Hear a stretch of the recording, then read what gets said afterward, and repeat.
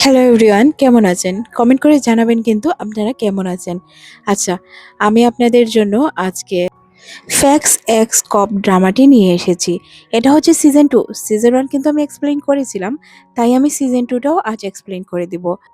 শুরুতেই আমাদের নায়ককে দেখানো হয়, তার সাথে তার 2 কলিগ ছিল। আইসু আর তার কলিগরা একটি মিশনে যাচ্ছিল মেক্সিকোতে। এখানে তাদের সাথে তাদের টিম মেম্বাররাও ছিল। এটা ছিল একটি সিক্রেট মিশন। তারপরে সিন চলে যায় একটি বারে, যেখানে আমরা পার্টি দেখতে পাই। এখানে মূলত গ্যাংস্টারদের পার্টি হচ্ছিল। গ্যাংস্টারদের পার্টির মধ্যে তারাও পৌঁছে যায়। এই গ্যাংস্টারদেরকে ধরার জন্যই তারা মূলত এখানে এসেছে, তাও আবার ছদ্মবেশে। তাদের কাছ থেকে তারা কিছু জিনিসপত্র কিনে, যেগুলো অবৈধ ছিল। এই জিনিসপত্র কেনার মাধ্যমেই তাদেরকে তারা ধরে ফেলে। যখন একটি লোক বুঝতে পারে যে এরা পুলিশের লোক, তখন তাদের সাথে তুমুল মারামারি বেঁধে যায়। মারামারির এক পর্যায়ে এখানে মেক্সিকোর পুলিশরা চলে আসে আর সবাইকে ধরে নিয়ে যায়। তাদেরকে মেক্সিকোর পুলিশ অনেক ধন্যবাদ জানায় আর বলে, তোমাদের জন্য এই মামলাটি সমাধান করা সম্ভব হয়েছে, তোমাদেরকে অসংখ্য ধন্যবাদ। তারপর তারা তাদের দেশে ব্যাক যায়। দেশে ব্যাক যাওয়ার পর আমরা সিজন 1 এর কিছু সিরিজ দেখতে পাই, যেখানে সে অনেকগুলো মামলা হ্যান্ডেল করেছিল। পরদিন সে যখন অফিসে আসছিল, তখন তার 2 জন কলিগ তাকে ভিডিও করছিল। তারা তাকে বলে যে ভিডিও ভালো হচ্ছে না, তুমি আবার যাও, গিয়ে আবার আসো। এমনভাবে অ্যাক্টিং করবে যে আমরা তোমাকে লুকিয়ে ভিডিও করছি, তুমি ভালোভাবে দেখছো না। তারপর সে অফিসের ভিতরে চলে আসে। পুলিশ স্টেশনের ভিতরেও তার ভিডিও রেকর্ড করা হচ্ছিল। পুলিশ স্টেশনের ভেতরে তার ইন্টারভিউ নেওয়া হচ্ছিল। তাকে অনেক কিছু জিজ্ঞাসাবাদ করা হয়। সে তখন একটি চেয়ার দেখিয়ে বলে, এটা হচ্ছে আমাদের কলিগের চেয়ার। সে এখন এখানে নেই, ট্রেনিং এর জন্য সে বাহিরে গিয়েছে। আমি আপনাদেরকে কিছু কথা আজ বলবো আমার সম্পর্কে। এই অ্যাওয়ার্ডগুলো আমি কিভাবে পেলাম। আমি আমার একটি মাধ্যম তৈরি করে রেখেছি, যেখানে চাইলেই যে কেউ টেক্সট করে তাদের অপরাধ সম্পর্কে জানাতে পারবে, তাদের সাথে কখন কি ঘটনা হয়েছে জানাতে পারবে। ওইগুলো চেক করে আমি জায়গা মতো পৌঁছে যাব। হুট করে তার একটি টেক্সটের দিকে নজর পড়ে, যেটা কিনা একটু অদ্ভুত ছিল। এখানে লেখা ছিল, খেলা তো এখন শুরু, আমি চলে এসেছি তোমার সাথে খেলার জন্য। তখন তার একজন কলিগ তার কাছে আসে আর বলে, স্যার এই জায়গাটা আমি চিনি, আমার গার্লফ্রেন্ডের সাথে আমি একদিন এই জায়গায় গিয়েছিলাম। তারপর তারা ওই জায়গার উদ্দেশ্যে সবাই মিলে বেরিয়ে পড়ে। এটা তো অনেক চিন্তার বিষয়, তাই না? যেহেতু এখানে লেখা ছিল খেলা এখনো শুরু, তাই সে তাড়াতাড়ি ওই জায়গায় পৌঁছে যায়। তখনই তাকে টেক্সট করে জানানো হয়, কি এত তাড়াতাড়ি পৌঁছে গেলে, আমি তো ভেবেছিলাম তোমার আসতে আরো বেশি দেরি হবে। তারপর সে আবার একটি টেক্সট পাঠায়, যেখানে একটি বক্সের পিকচার ছিল। সে বুঝতে পারে সে কোনো কিছু তো ইঙ্গিত করছে, কিন্তু কোনোভাবেই সে আসল বিষয়টা এখনো বের করতে পারছিল না। খুবই চিন্তিত ছিল সে, সাথে তার টিম। সে খুঁজতে খুঁজতে একটি বক্স টাইপের কিছু একটা পেয়ে যায় আর তার সন্দেহ হয় যে এই বক্সে হয়তো কিছু একটা আছে। তার হুট করে সন্দেহ হয়। সে মনে মনে ভাবে, আচ্ছা এই বক্সে বম নয় তো? তখনই তার টিম মেম্বার ওই বক্সে হাত দিয়ে দেয়। সে তাকে বলছিল, এখানে বম আছে, হাত দেওয়া ঠিক হবে না। কিন্তু সে যেহেতু হাত দিয়ে দিয়েছে, তাই সে বলে, হাত সরিও না, আমি ব্যবস্থা করছি, দেখা যাক কি হয়। তারপর সে কি আর করবে, সবাইকে এখান থেকে বের করে দেয় যাতে তারা বোম ডিফিউজ করতে পারে। ওই বোম ডিফিউজার টিমকে কল করে, আর তাই ওই টিম মেম্বার যে কিনা বোমের কাছে ছিল তাকে সরিয়ে সে ওই বোমের উপর হাত দিয়ে দেয়, যাতে বোমটি ফাটলে তার কিছু হয়, তার টিম মেম্বার বেঁচে যায়। বম ডিফিউজার লোক চলে এসেছিল। তার মধ্যে একজন মেয়ে ছিল। সে বলছিল, কিছুক্ষণের মধ্যেই ঠিক হয়ে যাবে, চিন্তা করো না। তখন আইসু বলে, সবকিছু কি ঠিক হয়ে গেছে, আমি কি এখান থেকে আসতে পারবো? তখন সে বলে, না, 10 সেকেন্ডের মধ্যেই বোম ফাটবে। এতে সে এতটাই ভয় পায় যে দৌড়ে গিয়ে ছিটকে পড়ে। কিন্তু দেখা যায় যে আসলে বোমটি ফাটে না, ওইটা ডিফিউজ হয়ে গিয়েছে। তখন সে বলে, এত ডরপোক হলে কিভাবে তুমি পুলিশ স্টেশন সামলাবে? সে তখন দেখতে পায় এটা অন্য কেউ না, আয়রা ছিল। আহিসুর মনে পড়ে যায় কিভাবে আয়রা তাকে ডিস্টার্ব করত। যখনই সে ট্রেনিং সেন্টারে ছিল, তখন তাকে বারবার সে এসে ডিস্টার্ব করত, তাকে নিয়ে মজা নিত। এটা আসলে দুষ্টু মিষ্টি কাহিনী ছিল, এখানে কোনো খারাপ কিছু ছিল না, বা তাকে যে ডিস্টার্ব করছিল এমনও কিছু না। সে তো তার একটি নামও দিয়ে দেয়, বদমাস গাল।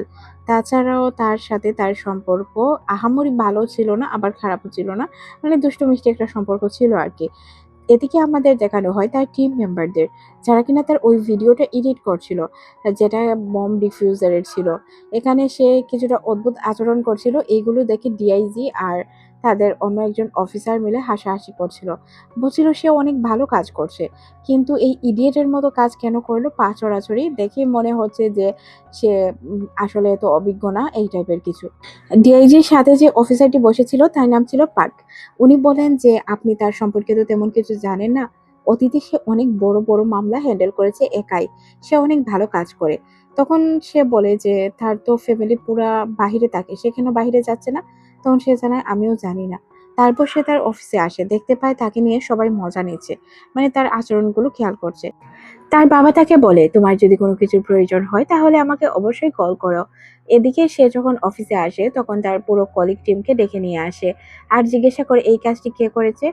ইয়ংসু তখন বলে যে মিডিয়ার লোকেরা আমার পায়ে পর্যন্ত পড়ে যাচ্ছিল, যার কারণে আমি দিতে বাধ্য হয়েছি, সরি স্যার, আমাকে ক্ষমা করে দিবেন।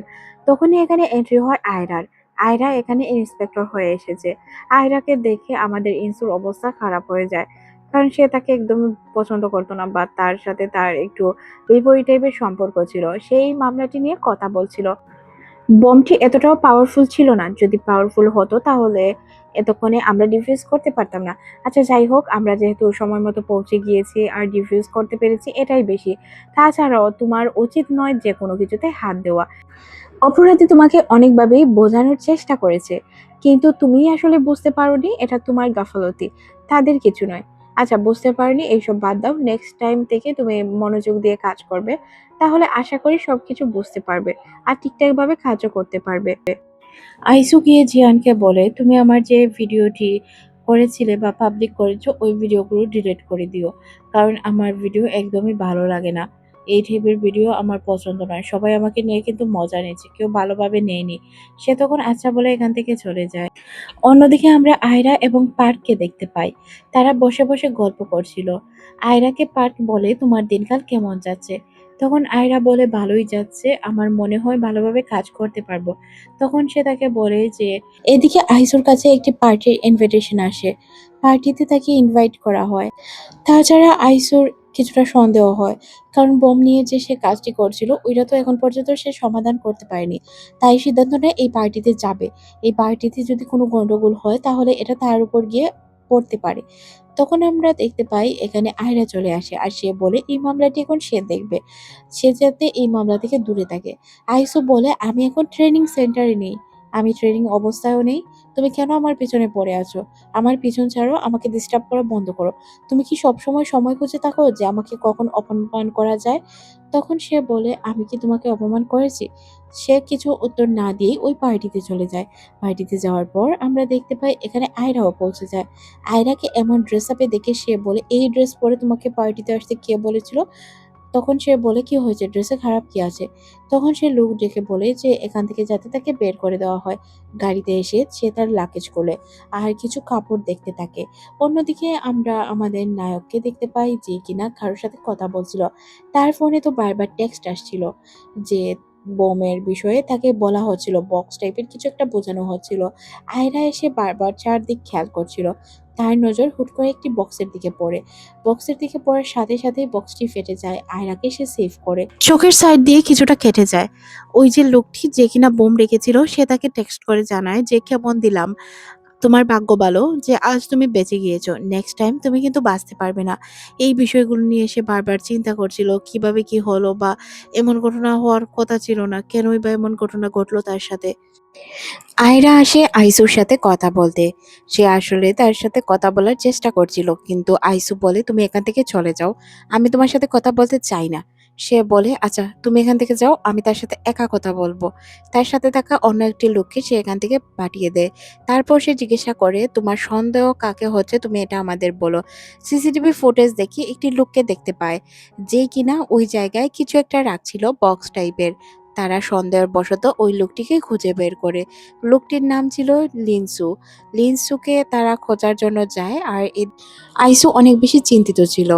সে ভাবছিল হয়তো তার ভাই এইসবের সাথে জড়িত হতে পারে। তখন তার ম্যানেজার তার কাছে আসলে সে বলে আমার ভাইকে সন্দেহ হচ্ছে। তখন তার ম্যানেজার বলে আচ্ছা তোমার যেহেতু সন্দেহ হচ্ছে এক কাজ করো জেলে গিয়ে তার সাথে একবার দেখা করে আসো তাহলেই সত্যটা জানতে পারবে। তারপর সে সিদ্ধান্ত নিয়ে জেলে যাবে। আর এদিকে আমাদের অন্য পুলিশ টিমকে দেখানো হয় যে কিনা লিনসুকে খোঁজার জন্য এসেছে। লিনসু তাদেরকে দেখে ভয় পেয়ে যায়। তখন তারা বলে যে আমরা পুলিশের লোক, ভয় পাওয়ার কোনো কারণ নেই। আচ্ছা বলো ওইদিন তুমি বম কেন রেখেছিলে? তখন সে বলে বম? আমি তো বম রাখিনি। তখন সিসিটিভি ফুটেজ দেখানো হলে সে তখন জানায় যে ও আচ্ছা এই বিষয়ে আমি আপনাদের খুলে বলছি। আসলে আমি এক তান্ত্রিকের সাথে কথা বলেছিলাম। ওই তান্ত্রিক আমাকে বলেছে আইসুর মতো যদি আমি বড়লোক হতে চাই তাহলে আইসুর কাছে যাতে এই বক্সটি রেখে দেই তাহলে আমি আইসুর মতো বড়লোক হতে পারবো। এই কথাগুলো শুনে তারা বলে এটা কি বলছো তুমি? এটাই আসলে মূলত ঘটনা ছিল। আর আয়রা গিয়েছিল বম যে তৈরি করে ওই লোকটির কাছে। লোকটিকে অনেকক্ষণ জিজ্ঞাসাবাদ করার পর লোক বলে না আমি তো বম তৈরি করি না, এখানে আমি জাস্ট রিসার্চের কাজ করি। এটা ভুল ধারণা, আমি বম তৈরি করি, অনেক আগে তৈরি করতাম, এখন আমি এইসব কাজ ছেড়ে দিয়েছি। আয়রা বুঝতে পারে লোকটি সত্য কথা বলছে। অন্যদিকে জেলে সাংজুকে দেখানো হয় যে কিনা আইসোর ভাই ছিল। তাকে যখন পুলিশের লোক এসে বলে তার সাথে কেউ দেখা করতে এসেছে সে প্রথমে রাজি হয় না। ভাইয়ের কথা শুনে সে চলে যায় তার সাথে দেখা করতে। আইসো তখন বলে আমাকে কেউ মারার চেষ্টা করছে, আর কেন জানি না আমার বারবার তোমার উপর সন্দেহ যাচ্ছে, এটা যৌক্তিক অযৌক্তিক আমি কোনো কিছুই জানি না। তখন তার ভাই তাকে বলে যে তুই যদি আমার উপর সন্দেহ করে থাকিস তাহলে এটা একদম ভুল, কারণ আমি জেল থেকে কোনো কিছুই করতে পারবো না, আর আমি করছিও না। আর তোর সন্দেহ হচ্ছে এতে কিছু করার নেই। তুই চেষ্টা করে দেখ খুনি খুব তাড়াতাড়ি পেতে পারিস। অন্যদিকে আমাদের পুলিশ স্টেশনের সিন দেখানো হয়। আয়রাকে বলা হয় যে তার পেছনে কেউ একজন লেগেছে তাকে মারার জন্য। আইসুকে মারার জন্য যেহেতু কেউ লেগেছে তার তো কর্তব্য আইসুকে বাঁচানোর। তাই সে আইজির সাথে কথা বলে। তাকে একটি সিক্রেট রুমের কথা বলে। তখন সে বলে সিক্রেট রুমটি কোথায় উপস্থিত আছে এটা আমাকে জানাও। আয়রা বলে না স্যার এটা জানানো সম্ভব নয়, আমি আপনাকেও বলতে পারবো না, কারণ পুলিশ স্টেশনের কেউ যদি এইসবের সাথে জড়িত থাকে তাহলে অনেক বড় প্রবলেম হতে পারে। এটা পরবর্তীতে আপনি জানতে পারবেন যখন সবকিছু সমাধান হয়ে যাবে। আর তাই সে আইসুর কাছে আসে আর তাকে জানায় তাকে ওই বাসায় থাকতে হবে। সে বলে না সে ওই বাসায় থাকতে পারবে না। সে তার গাড়ি নিয়ে যখন বের হবে তখন আয়রা বলে চলো আমার গাড়ি দিয়ে আজ তোমাকে রেখে আসবো, তোমার গাড়িতে যাওয়া তোমার জন্য ঠিক হবে না। তোমার গাড়ি তোমার বাসা পর্যন্ত পৌঁছানোর জন্য আমি জিয়ানকে বলে দিয়েছি, সে তোমার গাড়ি পৌঁছে দিবে। আয়রা আইসুকে বলে আচ্ছা তোমাকে একটি কথা বলি, তুমি যদি কিছু না মনে করো। সে তখন বলে হ্যাঁ বলতে পারো। তোমার বাবার এত টাকা আছে, তোমার নিজের একটি কোম্পানি আছে, তুমি চাইলেই এনজয় করতে পারো, তাহলে কেন তুমি এই চাকরিতে আছো? তখন সে আয়রাকে বলে তোমাকে একটা কথা বলি, এই সব কিছু যা আমার আছে এগুলো যদি তোমার থাকতো তাহলে কি তুমি চাকরি ছেড়ে দিতে? তখন সে বলে না সে ছাড়তো না। পিছন থেকে ফোন বাজার শব্দ এলে সে বলে হয়তো আয়রার কল বাজছে। আয়রা বলে না পিছন থেকে মনে হচ্ছে কলটা বাজছে। পিছনে যখন সে চেক করে তখন দেখতে পায় এখানেও একটি বক্স রয়েছে, বক্সের মধ্যে বোমা রয়েছে। তাদের পিছনের গাড়িতে তাদের বোম ডিফিউজার করার যে টিম ছিল তারা এসে দেখতে পায় ৪ মিনিট সময় রয়েছে, এর মধ্যেই বোমটি ফেটে যাবে। তারা যখন তাড়াতাড়ি এখান থেকে বের হওয়ার চেষ্টা করছিল এই রাস্তা দিয়ে জ্যাম ছিল, অন্য রাস্তা দিয়ে সে তাড়াতাড়ি করে যাওয়ার চেষ্টা করে। লাস্ট ৫ সেকেন্ড ছিল। সে আয়রাকে বলে তাড়াতাড়ি জাম্প দাও না হলে সমস্যা হতে পারে। তারা দুইজন জাম্প দিয়ে বেঁচে যায় আর গাড়িটি গিয়ে পানিতে পড়ে যায়, অনেক বড় বিস্ফোরণ হয়। তারা দুইজন বেঁচে গিয়েছিল, এটাই অনেক কিছু ছিল তাদের পুলিশ টিমের জন্য। ইউরি এসে আয়রাকে বলে যে পুলিশ এখানে আসছে, চিন্তার কোনো কারণ নেই। সে বলে আচ্ছা পুলিশকে আসতে দাও আর আমি তোমাকে যা বলি তা তুমি একটু মন দিয়ে শুনবে। অন্যদিকে আমাদের পার্ককে দেখানো হয় যে কিনা তার অফিসারের সাথে কথা বলছিল। ডিআইজি তাকে বলে যে আমি বাইরে প্রেসের সামনে যেতে পারবো না, তুমি প্রেসকে ম্যানেজ করে নাও। তাই সে বাইরে বের হয় আর প্রেসের সামনে কথা বলতে শুরু করে। সবাই যখন তাকে প্রশ্ন ছুড়ে দিচ্ছিল তখন সে আনসারে কোনো কিছুই না বলে এটা বলে যে আমরা এখন পর্যন্ত কোনো কিছু বলতে পারছি না, যখন সবকিছু বলতে পারবো তখন আপনাদের বলে দিব, ডেকে নিজে বলবো। ইনসুকে নিয়ে ইউরি আয়রার বাসায় আসে। ইনসু যখন পুরো রুম ঘুরে দেখে সে ভালোভাবেই বুঝতে পারে যে এটা অন্য কারো না আয়রার বাসা। ইনসু যেহেতু আয়রাকে পছন্দ করতো না তাই তার বাসায়ও সে থাকতে চাচ্ছিল না। সে বলছিল না আমি তার বাসায় থাকবো না।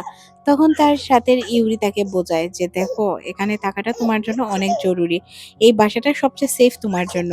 এখানে একটি ডল দেখে সে মনে মনে ভাবে এমন একটি মেয়ে ডল পছন্দ করতে পারে। একটি ছোট ডল নিয়ে সে নিচে ঘুমিয়ে পড়ে। জিয়ান এসে তাকে বলে যে স্যার আপনি উপরেও তো শুতে পারেন। তখন সে বলে অন্যের বিছানায় আমি শুই না। তখন সে তাকে একটি ব্ল্যাঙ্কেট দিয়ে দেয়। এখানে যেহেতু ২ জন ছিল তাই তারা একজন সিদ্ধান্ত নেয় যে পুলিশ স্টেশনে চলে যাবে। ইউরির গার্লফ্রেন্ড তাকে কল করে জিজ্ঞাসা করে যে সবকিছু কি ঠিক আছে? তখন সে বলে ইনসু ঠিক আছে। সে জানতে চায় আমি ইনসুর কথা বলছি না, ইউরি তোমার কথা বলছি। তুমি কি ঠিক আছো? সে জানায় যে হ্যাঁ, সেও ভালো আছে। তারপর আমাদের পুলিশ স্টেশনের সিন দেখানো হয়। তারা প্রত্যেকটি সিসিটিভি ফুটেজ ভালোভাবে লক্ষ্য করছিল। কিন্তু কোনো কিছুতেই তারা কোনো ক্লু খুঁজে পাচ্ছিল না কিভাবে তারা এই অপরাধীকে ধরবে। অপরাধীকে ধরার কোনো স্কোপ ছিল না। এদিকে বাহিরে সবাই তাকে পাহারা দিচ্ছিল। হুট করে যখন তার ঘুম ভাঙে তখন সে টেক্সট দেখতে পায়। এখানে তার বাবাকে বন্দি বানিয়ে রাখা হয়েছিল তারই বাসায়। আর তাকে একা তার বাসায় যাওয়ার কথা বলা হয়েছিল। এখন সে কিভাবে তার বাসায় একা যাবে এটা ছিল বিষয়। ইউরি যখন তার রুমে আসে তখন সে তাকে দেখতে পায় সে রুমেই ছিল। কিন্তু সে দরজার পেছনে ছিল, রুমের ভিতর না। ইউরি ওয়াশরুমে গেলে সে এখান থেকে চাবি নিয়ে পালিয়ে যায়। আসলে তাকে তো তার বাবাকে সেভ করতে হবে, তাই না? সে এখান থেকে পালিয়ে যায় আর সবার উদ্দেশ্যে সরি বলে। বলে আমি যদি মারাও যাই আয়রা এতে তোমার কোনো দোষ থাকবে না। কারণ তুমি আমাকে বাঁচানোর অনেক চেষ্টা করেছো। সকালবেলায় যখন সে রুমে আসে তখন সে দেখতে পায় যে এখানে তো ইনসু ছিল না। ইনসু যেহেতু এখানে ছিল না তাই সে পুলিশ স্টেশনে কল করে আর আয়রাকে সবকিছু জানিয়ে দেয়। সবাই এখানে চিন্তিত হয়ে পড়ে। কিভাবে তাকে খুঁজে বের করবে? সে কোথায় গেল? কেনই বা গেল? এটা ছিল সবার মনের প্রশ্ন। সে তার বাসায় পৌঁছবে এর আগেই তারা গাড়ি ট্র্যাক করতে শুরু করে। গাড়ি ট্র্যাক করে তারাও রওনা দিয়ে দেয় তার বাসার দিকে। বাসার সামনে যখন সে আসে তখন সে দেখতে পায় এখানে তো জিয়ান এসেছে। জিয়ানকে দেখে সে তো অবাক হয়ে যায়। তখন সে দেখায় যে তার মাকেও বন্দি করে রাখা হয়েছে। তাকে বলা হয়েছে এখানে এসে ভিডিও করার জন্য। আর এই কাজটা যদি সে না করে তাহলে তার মাকে খুন করা হবে। তাকে ভিতরে আসার কথা বলা হয়। তারা ২ জন মিলে যখন ভিতরে প্রবেশ করা হয়, তাদেরকে বলা হয় যে ভিতরে আসতে। ভিতরে এসে সে দেখতে পায় আসলে তার বাসায় কোনো কিছুই ছিল না, কেউ বন্দি ছিল না, কিছুই না। একটি বোম দেখতে পায় সে। এই বোমটি দেখে সে বুঝতে পারে যে এখানে টাইমার লাগানো রয়েছে আর কিছু সময়ের মধ্যে এটা ফেটে যাবে। সিসিটিভি ফুটেজ দেখার পর কেন জানি না তার সন্দেহ হয় যে ব্যাংকারের ভিতরে হয়তো কোনো কিছু আছে, তাই সে ব্যাংকারের ভিতর প্রবেশ করে। সাথে ক্যামেরা নিয়ে ছিল ইয়নসু। তারা যখন এখানে আসে তখন তাদের সন্দেহ হয় যে এখানে হয়তো কোনো জায়গায় বম রয়েছে আর তারা বমটিকে খুঁজেও পায়। অন্যদিকে আয়রাকে দেখানো হয় যে কিনা বাসার সামনেই ছিল। তখনই ব্যাংকার থেকে বিস্ফোরণের শব্দ হয়। বিস্ফোরণের শব্দে সবাই আতঙ্কিত হয়ে ওঠে। এদিকে সে যখন ব্যাংকারের ভিতরে আসে তখন সে দেখতে পায় সবাই সহি সালামত ছিল। কারো কোনো কিছুই হয়নি। এতে সে অনেক বেশি হাঁফ ছেড়ে বাঁচে। আয়রা তাকে বারবার বলছিল, "এখানে আসার কথা কি আমি তোমাকে বলেছিলাম? তুমি কেন এলে এখানে?"